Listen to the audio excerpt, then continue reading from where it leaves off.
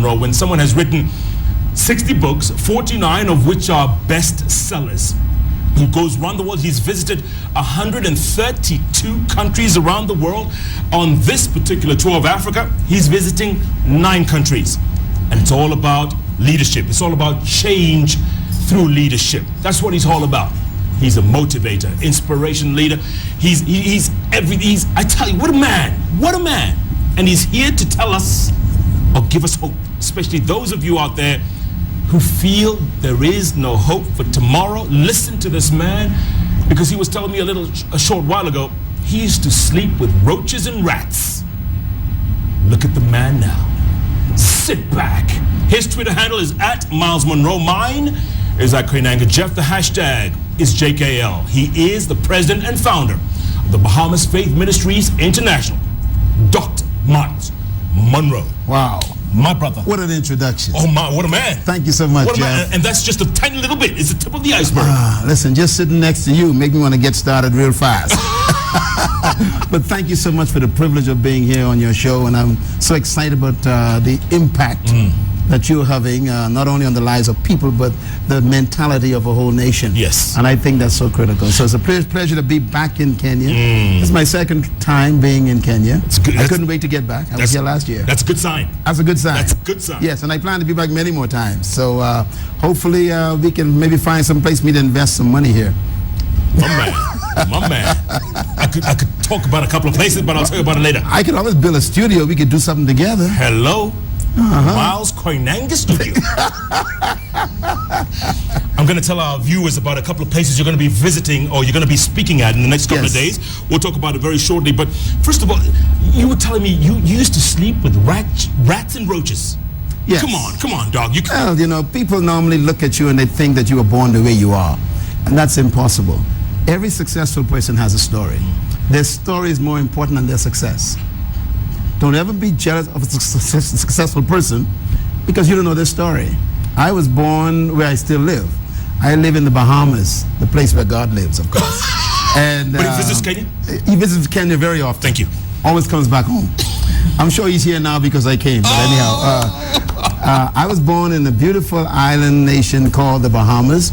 We consist of 700 islands in the Caribbean, just south of Florida. Independent country, former British colony. We speak English, same history as Kenya. And so I feel very much at home when I come to Kenya, like I'm saying my cousins, because we all have the same history, colonialism. I was born in a family of 11 children. 1 mother, 1 father, 11 kids. Wow. I am number 6. I was born in a wooden house with 4 big rocks to hold it up off the ground in a small little island, 7 miles wide, 20 miles long. I was born in the lowest income area of that island, a village called Bangetown. We had basically, we didn't know we were poor, put it that way. Wooden house, 2 bedrooms. 1 for my mother and father, 1 for my 7 sisters. So the 4 boys slept on the floor. And I remember my mother plaiting a mat out of straw as my mat to sleep on. I slept with a dirty sheet many nights. Mosquitoes ate me alive. I would wake up in the morning with blood over my body as I scratched from the mosquitoes eating me alive in the hot, steaming temperatures of the island. Of course, roaches and rats ran over my body. And this is the way I started my life. We were very close family. We didn't have hardly anything, but we were close. There was a loving family. And the first thing I would say today that my mother and father gave us, they couldn't give us a lot of material things, but they gave us values. They gave us a sense of moral conscience. They gave us a belief in God, which is very important.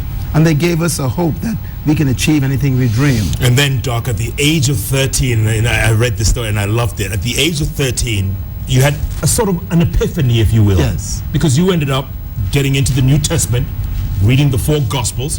There are 4 of them, right? Yes. Okay, thank you. Matthew, Mark, Luke, and John? That's correct. Oh, thank you. At the age of 13, what made you do that? Well, I began to question my life. We were, of course, being brought up on an island where there was 98% black people in my country. All the power and the economy was in the hands of 4% white people. So as a young kid, this was a concern for me. The 4% was rich and wealthy, 98% poor, depressed. And my father was a Baptist preacher. So I asked my father, is God prejudiced? Is God racist? Why does God make those people rich and we poor? Why are they on that side of the fence and we on this side of the fence? Why can't we go to their schools? Why can't we drink to their fountains? Why can't we go to their cinemas? I mean, it was apartheid basically in our nation. Yeah. And so my father couldn't answer me. Being a pastor, I thought he could have, at least, consoled me. But he said, look, son, it's just the way it is. We got to accept this. And I'm thinking, this can't be the way it is, because if God loves and if God is wealthy and God is powerful, why am I poor? Why am I sleeping with roaches and rats? Why am I living on a mat? And why so, are you being called a nigger? Oh, listen, the names that they called us was amazing. All of my teachers were white teachers from Scotland, England, Wales, and their attitude toward us was not the best. And so I grew up with this very oppressive, depressing environment. But I decided, if there is a God, I need to meet him myself, because I don't like the one my father's talking about. And 13 years old, I went out in that wooden house, out on the island, looking at the sky. I saw the stars, and I said, if you were there, say something to me. Nothing. I said, if you were there, show me a sign. Nothing. I said, if you were there, show me some evidence you exist. Nothing. And I became very frustrated as a teenager, and I said, I guess God doesn't exist. And then I heard a voice in my mind. The voice simply said, I never told you to see me, hear me, touch me, or feel me. I told you to believe me. If you believe I exist, you believe in me, then I will reveal myself. So here I am, 13 years old. I'm hearing this voice, and I go, okay, I believe you exist. And then the voice says, yes, but the devils also believe I exist. So then the voice says, don't just believe I exist, believe me. I said, believe you what? Believe what I said. I said, what did you say? Then the voice says, read the 4 Gospels. So 13 years old, I picked up the Bible, couldn't understand all this stuff, this book called the Bible. Yeah. And I began to read Matthew, Mark, Luke, and John, the 4 Gospels of the New Testament. And I read them through. By the time I was 14 years old, I had memorized the entire 4 Gospels. Memorized them. I knew everything about the content. And what happened to me was I was introduced to a perspective of God I never saw before. And that changed the way I thought about myself, about the world, about people. And I began to believe that nothing was impossible. And so from that point, I went to school, age 14. I had a white teacher from Scotland, Mr. Robinson. Mr. Robinson came to the class, 38 little black kids, and he began to talk to us about the fact that we were not complete humans, we were half-breed humans, black people can't learn sophisticated things. He told me that I was a half-breed monkey, I will never learn, my brain was not developed properly, I was retarded. Teacher in school? The teacher told us this.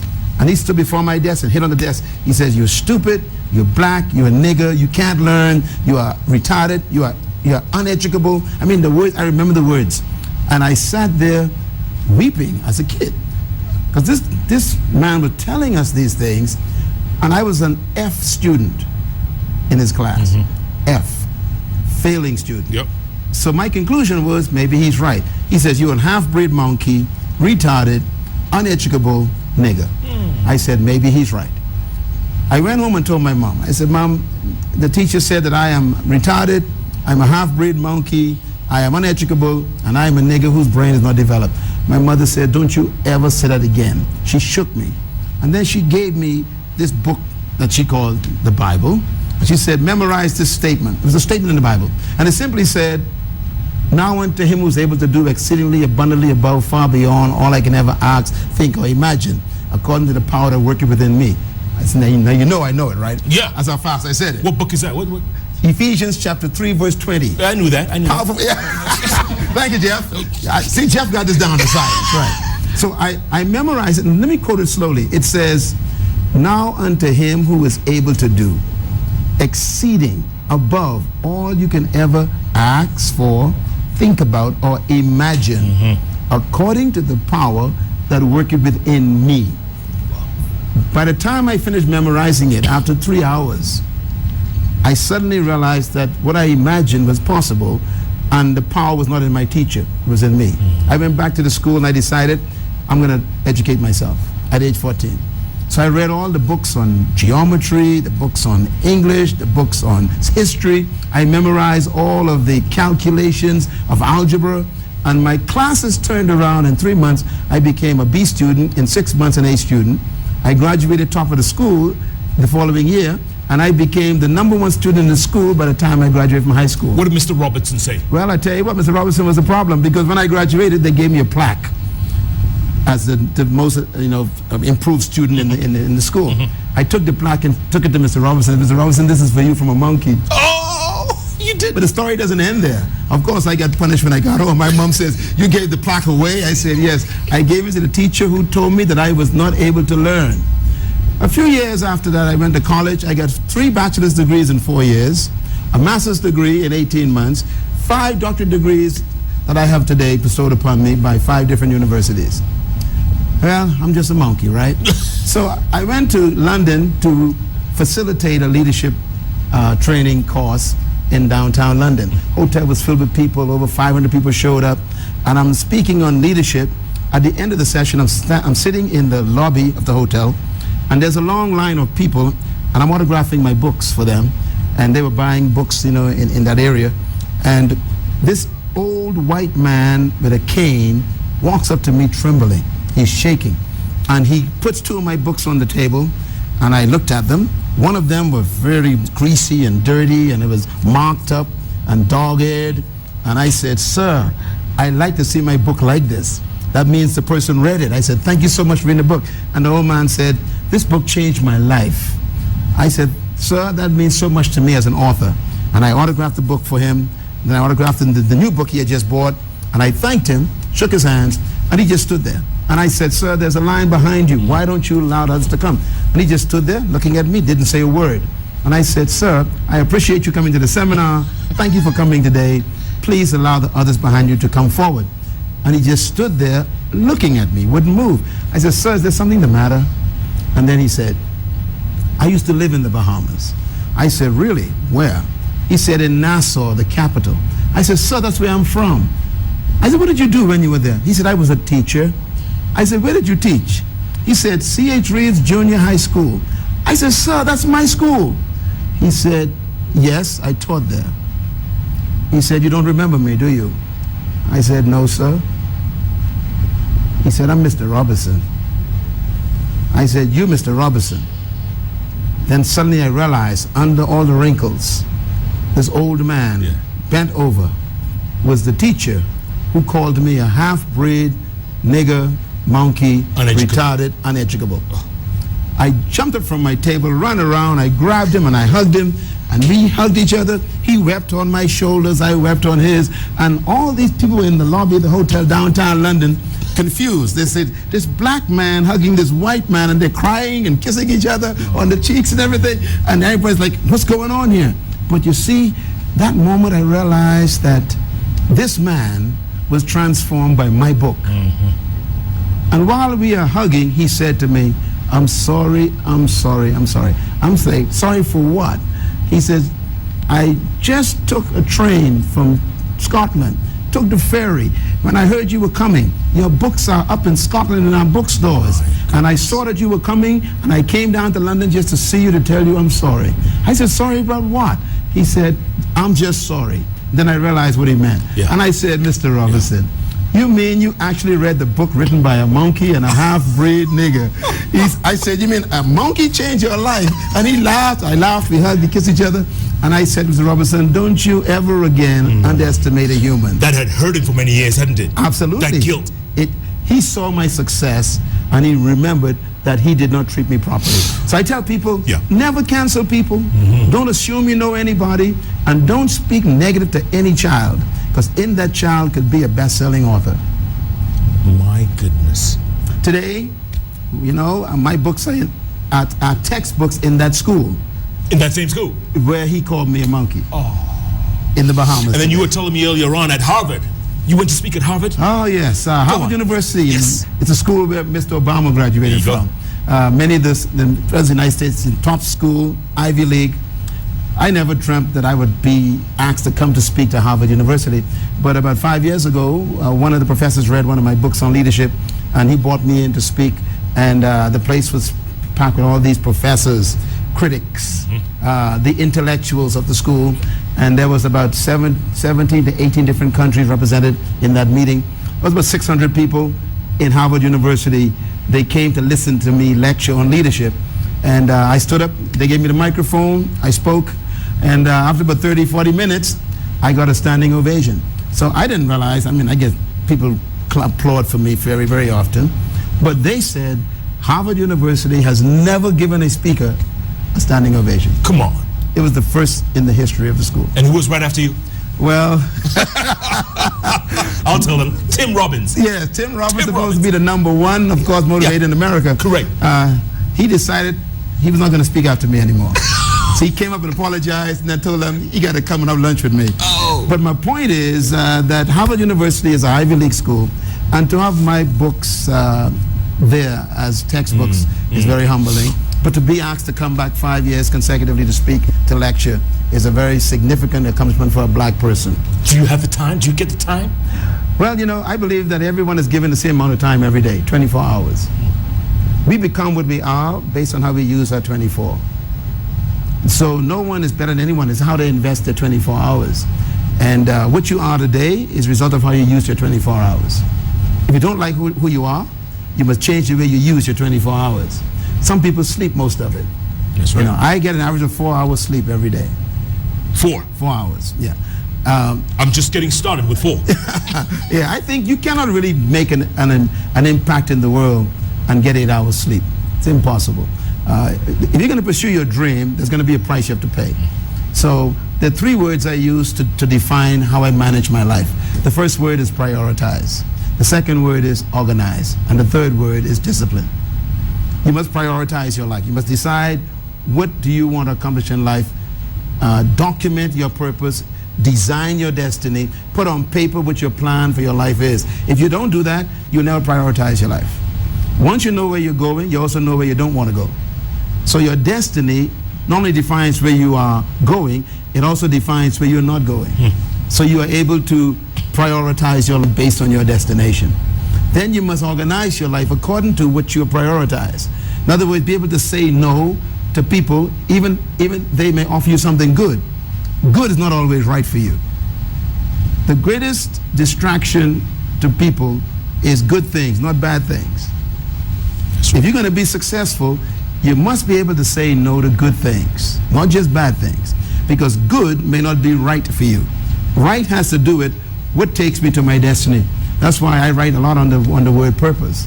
Purpose is really discovering why you were born. And I am convinced, Jeff, that every human being was born to specifically solve a problem in their generation. You're doing it right now. There's a problem in the world that you were born to solve. This program is actually meeting a need. You were born to meet the need of someone in your generation. So every human came to earth with something specifically to do. And most people never find it. That's why they end up with a career instead of a call. And that's why most people are frustrated on Monday mornings, because they go into a place they hate. That's right. But in fact, you're supposed to go to a place you love. And so our jobs have become our prison because we never find what our work is. Your work is different from your job. And your purpose is your work. What's the difference between a job and a work? Well, your job is what they pay you to do. Your work is what you were born to do. Your job is your skill. Your work is your gift. Your job you can retire from. Your work you can retire from. Your job is your employment. Your work is your deployment. You, Jeff, told me a few moments ago, I used to work as a flight attendant. Correct. That was a job, but that wasn't your work. Your work was your gift. Your gift was your voice. Your voice took you where you are now. So your gift never leaves you. That's why you can't retire from your voice. And no one can ever take your gift away from you, right? You can never fire a man from his work, only from his job. That's why I can never be fired again as long as I live. Right. Because I've become deployed, not employed. One of the weaknesses, I think, of emerging countries in Africa and other places is that we are so focused on employment, we never focus on deployment. So we create dependency of our people rather than independence. And I think government programs need to focus more on deployment rather than employment. Deployment means that you give people the right environment to pursue their dreams, maximize their potential, to deliver their gifts to the world, and to develop their own entrepreneurial spirit. If you employ me, you kill my entrepreneurial spirit. That's why you was employed as a flight attendant, but folks were saying, you ain't supposed to be here. That's right. You're in the wrong place. You don't sound like you don't sound like you're supposed to be here. Yeah. Well, I used to work with, for a food store, packing shelves. I work in a warehouse, lifting boxes. I was a school teacher in a classroom for 5 years. I was an advisor in a publishing company. I was in an advertising firm. And then I decided, I'm going to work for government. I was assistant secretary in government in the education department. And I decided I'm going to become myself. Today, I earn more in 1 hour than they paid me in a year. Hello. Ka-ching, ka-ching. Your prosperity is not in your education. It's in your gift. Your gift is what you were born with. Education is supposed to refine that. You don't go to school to get a gift. You go to school to refine your gift. So if you don't know what your gift is, education doesn't profit you. No. That's why most people go to school, take the wrong degree, come out and be depressed to do a job they hate, and then end up work doing things another they don't degree. like, and they end up with nothing. So I think we need to recalibrate ourselves, get back to what is our purpose. And I believe that the greatest discovery in life is purpose, because purpose gives you the reason for being born. Speaking of purpose, Doc, I want to talk about change through leadership. Oh, big one. Because Africa, you always talk about this, and we've all heard this. It is the richest continent on the planet. Yes. Bar none. Yes. But one thing that we lack, or we are sorely missing, is leadership. Maybe it's coming around this time. Maybe there's a whole new generation. But you've been to a lot of African countries, 132 around the world. You've seen it for yourself. I want to talk about that. The leadership issue in Africa is something we got to talk about when we come back. Yes. But I want to just preface it by saying this. Our leadership challenge is a historical one first. So I don't think we should judge our leaders too quickly, and we can come back and talk about that. I like that. I like that. And also giving hope to folks out there. There's a lot of folks out there who feel so hopeless. They don't feel tomorrow will never come. They'll never achieve anything. They'll never become anything. How do you give them hope? There's hope. Wow. What a show. Dr. Reverend Julian Chula, where are you? Thank you so much, my brother. Looking out for a brother and a nation. Dr. Myles Munroe, folks, waxing lyrical on JKL, and I hope you are as enthused as I am. Don't forget POD, prioritize, organize, and discipline. POD. There you go. My man. I'm telling you. Woo. You're ready to go now. What a show. What a guest. JKL is going to take a break. We'll be back. Keep tweeting at Myles Munroe, at Koinange Jeff. The hashtag is JKL. JKL takes a break. We'll be back. Here in a moment. My goodness, my man.